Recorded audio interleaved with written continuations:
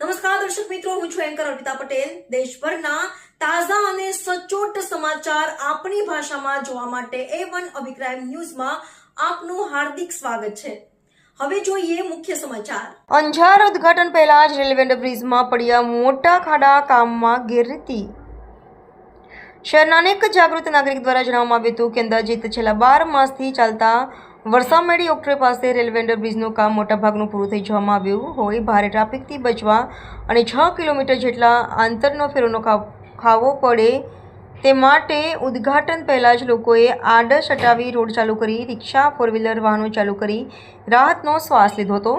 પરંતુ વિકાસ ગાંડો થયો હોય તેમ ફક્ત 3-4 દિવસમાં જ રોડ પર મોટા ખાડા પડી જતા પુલ બંધ કરી કોન્ટ્રાક્ટર દ્વારા ફરીથી કામ ચાલુ કરી ખાડો પૂરવાનું કામ ચાલુ કરવામાં આવ્યું હતું। પુલની બંને બાજુ બનાવવામાં આવેલ દિવાલોમાંથી પાણીની આવક ચાલુ છે તો દિવાલ કેટલો સમય ટકશે, મોટો સવાલ ઉઠી રહ્યો છે।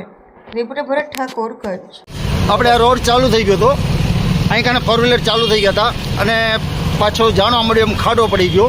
આ ખાડો તો એમ કહે કે વિકાસ થયો, શું ખરેખર અંજારનો વિકાસ થયો છે? વિકાસ ગાંડો થયો છે ભાઈ, માથે ચડીને બોલે છે।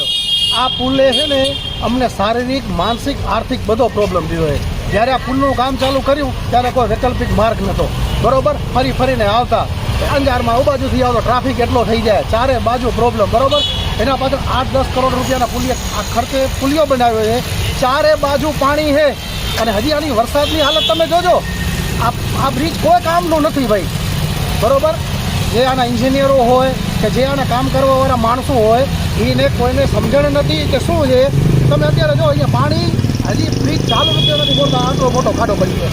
ચારે બાજુ તમે આનો શૂટિંગ ઉતારજો, ચારે બાજુએ પાણી જાણે ઝરણા આવી છે એવી સ્થિતિ છે અને વરસાદમાં પુલ કાંઈ અમને કામ આવશે નહીં। એમ કહીએ કે વિકાસ થયો અંજારનો। હવે વિકાસ કાંઈ નથી ભાઈ, આ વિકાસ છે, આ વિનાશ છે ભાઈ, આ વિકાસ નથી। આ તમે પરિસ્થિતિ જુઓ, માણસની હાલત શું છે। છોકરાઓ સ્કૂલના બાજુથી મોકલાવા, બરોબર। આ એટીએમસી, આટલા બધા ગામડા, આ બધી વસ્તુ આ માણસને અવર જવર ક્યાંથી કરવી હે? કોઈક વસ્તુ તમે માનસિક સ્થિતિ તમે તો જુઓ કે આ શું પરિસ્થિતિમાંથી ગુજરે છે માણસ, હે? એની શું કન્ડિશન છે, રોજની મગજમારી ભાઈ। જે અમારો 5 મિનિટનો મારો દુકાનનો રસ્તો છે એની જગ્યાએ 1.5 કલાક લાગે છે મને।